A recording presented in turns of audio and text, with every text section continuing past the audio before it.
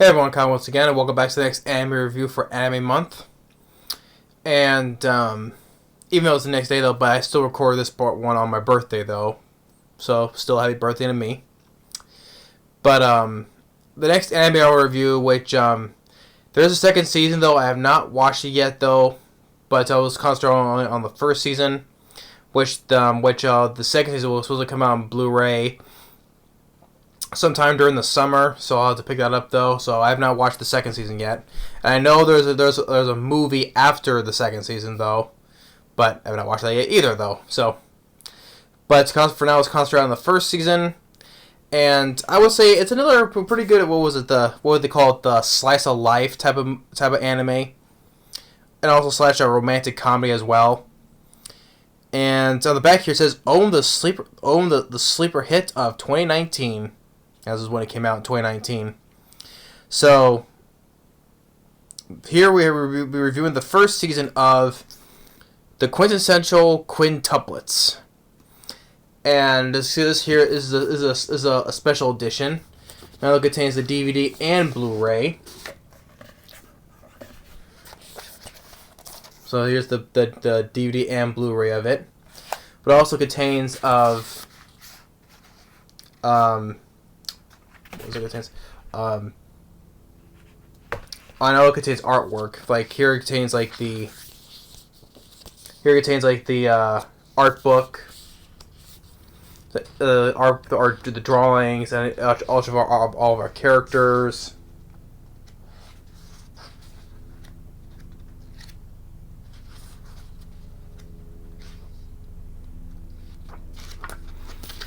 And I think it also contains a poster, I think, or something like inside here.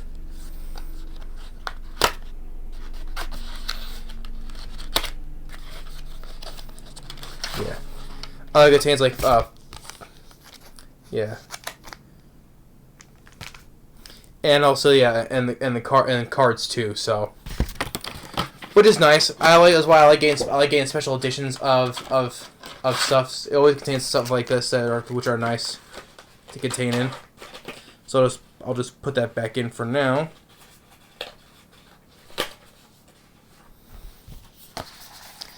Put the rest of the stuff back in. So it's nice. Like I said, it's always nice to get special editions of stuff. Just want to put this back in. So anyway, the Quintessential Quintuplets released for the anime series released in 2019. So that was a pretty decent one. So although I won't know until I get to the second season, but I thought it was a pretty decent one. As for the animation, well, I would say pretty well done. For the voice, both Japanese and English voice dubs, I thought they're pretty good. Our lead guy right here, by the name of Futuro, is voiced by, for the English voice, is voiced by Josh Grill, who voiced a lot of anime also as well. Which of course he replaced Scott Freeman in High School DD. He replaced him as voicing Issei into the third season, and of course also voicing Sadao Mao, or King Satan, in The Devil's a Part-Timer. So that's nice. So I thought he did a good job as our lead guy here, Futuro, for the English dub. So he's a guy who has good grades, always studying right, until he gets a high-paying job, right, as a private tutor for these 5 sisters who are identical quintuplets. So 5 sisters, born at the same time. Yeah, so they're five identical sisters, identical quintuplets. Which their mothers passed away, their father's away, they're rich. The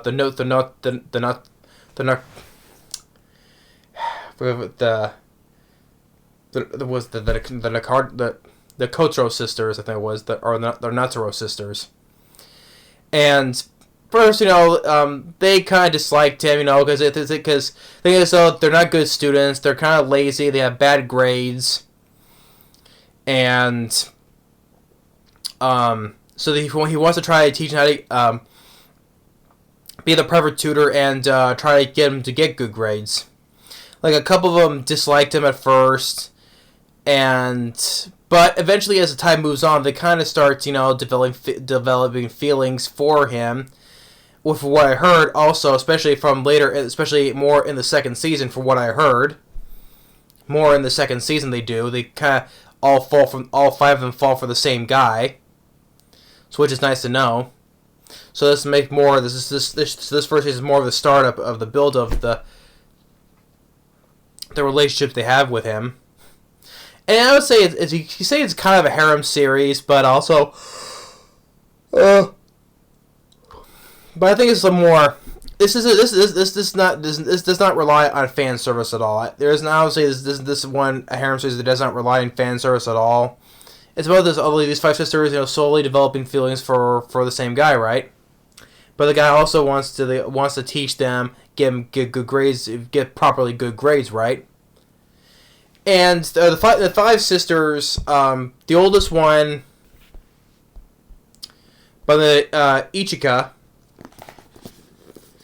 She is right here. She is the oldest of the five. Next, second is Nino, right here. Second one. The middle one, one with who was always wearing like the headphones here, Miku. Then we have the fourth one. These are the more athletic one of the Yotsuba. And then we go, of course, we have our fifth one, which he was supposed to be hired to tutor. The youngest one, if you can see right down here, Itsuki. The youngest one down there.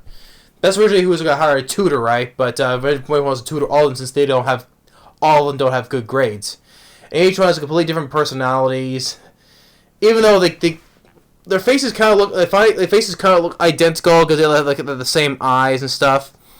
But I think it's with each one has different hairstyles because, of course, makes it easier to tell who is who, though. But sometimes, through the series, they kind of play around with him, say, pretending to be one of the sister or the other.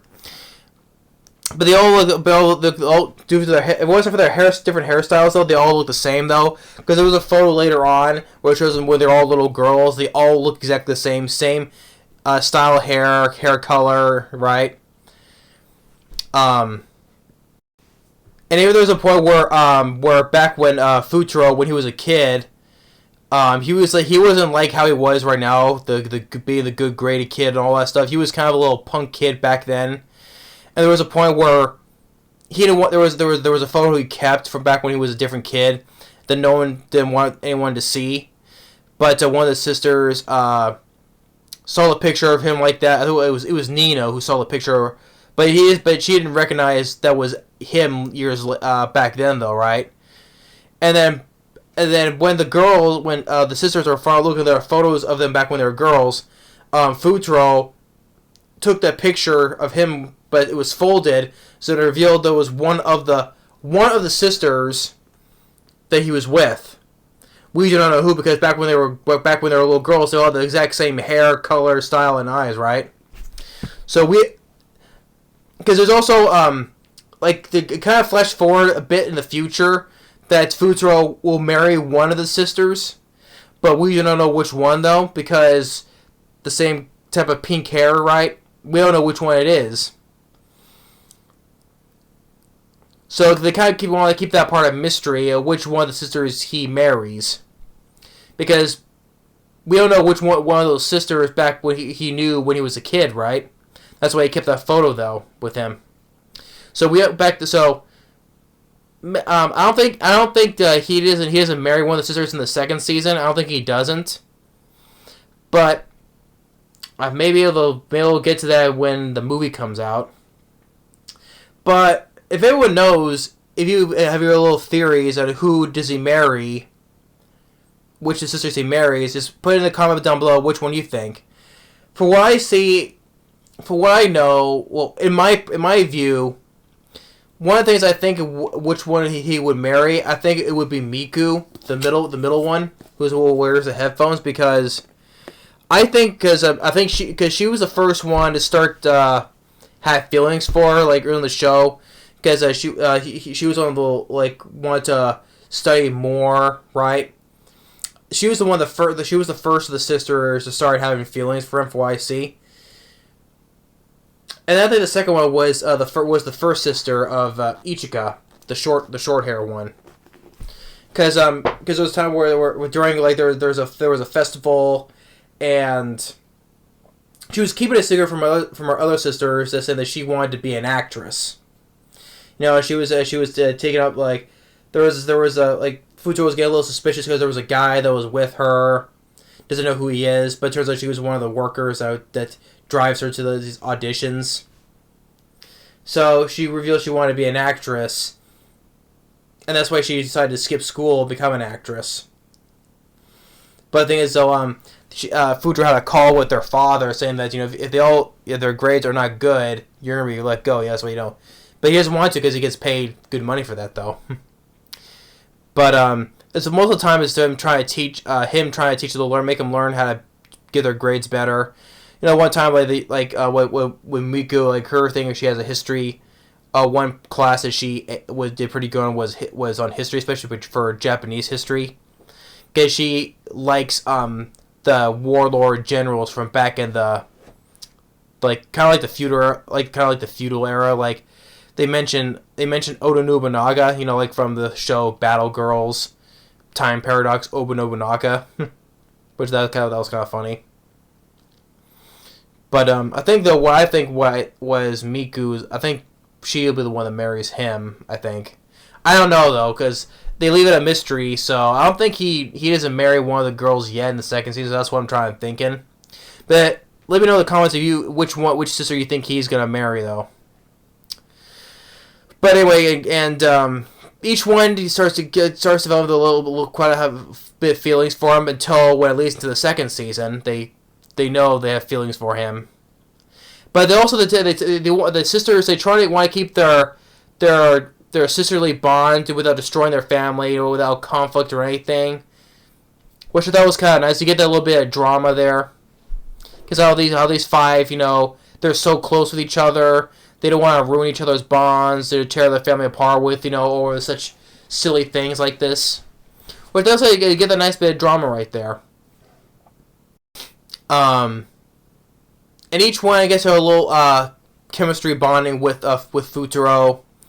And up until the point where, like, towards where they get to this camp, right? And there's this one guy that Ichika was kind of seeing, but because she had Miku to poise as her, because they almost look alike. I think with that one guy catches on that was not her though. I think that was Miku. He kind of knew that was Miku. And then later at the camp, each one of them wanted to go with this dance. You know, whoever's the last dance they're with, they're gonna share their life with, right? Be together one day. And kind of like Miku kind of wanted that. Same with Ichika. And there with that one guy that he was talking to. This one girl just comes up to him, hey, you want to dance? And then later in that distant future, when Futuro was gonna marry one of the sisters, that one guy ended up marrying that one girl he ended up dancing with to her, and shows that she's pregnant with a baby, you know, and they're married to each other. that was kind of okay. And there's a point where Ichika gets was it Ichika? Yeah, there was Ichika who ended up getting locked in a woodshed with Futuro. Or the point where she ends up getting sick, and when it's snowing during the ski when they're out skiing, right? Like one of them disguises her, but it's Utsuki,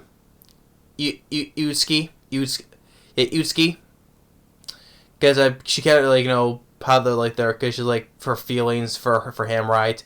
And by the end, Futuro, he's the one who gets sick at the end, and all the girls, they stay by his side in this room. And they all kind of like form like they're all pinky swear to each other to be by his side, right, until he gets better. Because none of them didn't want to leave him. And you get a little bit of the series. You get those some quintuplet jokes, you know, and I think that's why they call it quintessential quintuplets, because they both start with quint. I think it's supposed to be one of the jokes as well. But and also speaking of for the voice cast, another way Josh Grue voices King Satan from Devils a Part-Timer and Issei in the third season of High School DD though, but also I'm not too familiar with one the voice actors of the five, except for the one who voices Miku, which I mentioned her before, Felicia Angeli,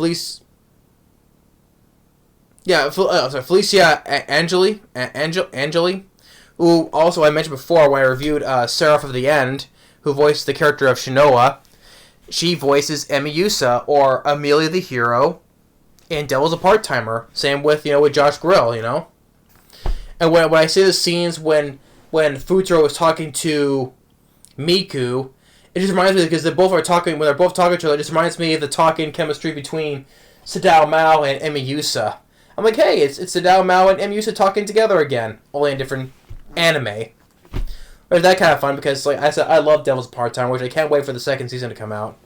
So that kind of made me a nostalgic moment right there, because seeing those two characters with those voices talking to each other, because it reminds me of them two talking to Devil's a Part-Timer. But yeah, and like that scene this is like the scene at the end where they all form their bond with each other. They're both going to turn on the lights, but they all are there at the same time in the room with him because they want to be by his side. And each one they have their fun with him and like teasing him a little bit. And originally, a couple of them didn't like him at first. They didn't like the idea because they didn't want a tutor anyway. But the thing is that they needed to because their grades were so bad. And like quite towards the end, right, he would have them study hard for their finals, and they all pass, and each one pass in each different class. And like they combine their both numbers together, it makes it like 100, right? But the Quintessential Quintuplets, I thought was a pretty decent. The score, the music was pretty decent. The animation was pretty decent as well. The Japanese voice dub was good. Same with the English voice dub. And I know by the time the second season comes around, it comes around. It's already out. In the second season, I know the girls eventually start their feelings for Futaro becomes more stronger. I know that, but I don't think we won't. They didn't reveal which one of them he married. So I think maybe until the movie though. But if anyone thinks, which one do you think of the sisters he's the one who married? Because since they all looked alike in that picture, so let me know which one you think he married. To me, I think it's either between mostly Miku because she's the one who had more of the feelings in this season, and I think either Ichika. That's just me though. But the Quintessential Quintuplets, I thought was pretty decent for like a slice of life / romantic comedy. But I'll have to wait to review the second season though. But as for the first season, I liked. And especially for if you think it's a harem series without the fan service, I thought it was kind of done like the right way without the fan service in a way. But that's just me though. So that's my review for the Quintessential Quintuplets season 1. I'll have to watch the second season for it though, and eventually when the movie comes out. Thanks for watching. Stay tuned for the next anime review, and we'll see y'all later.